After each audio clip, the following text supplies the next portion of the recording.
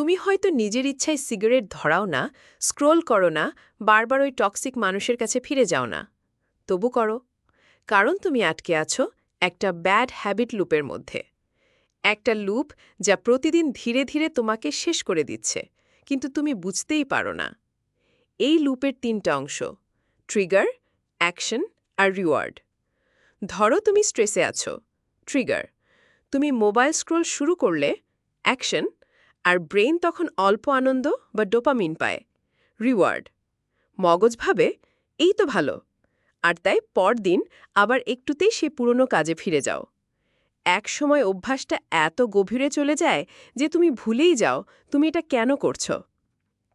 এভাবেই জন্ম নেয় ব্যাড হ্যাবিট। না চাইতেই যা করতে ইচ্ছে করে, না বুঝেই যা চালিয়ে যেতে হয়। তুমি হয়তো ভাবো এই একটা কাজ করে একটু শান্তি পাই, কিন্তু ধীরে ধীরে ওই শান্তি তোমার নিয়ন্ত্রণ কেড়ে নেয়। তুমি বোঝো এটা আমায় আটকাচ্ছে, পিছিয়ে দিচ্ছে, বদলে দিচ্ছে, তবু ছাড়তে পারো না। এই লুপ ভাঙা সম্ভব, শুধু চাবিটা খুঁজে পেতে হবে। প্রথম ধাপ, ট্রিগার চেনা। কে বা কি তোমাকে এই অভ্যাসের দিকে ঠেলে দেয়।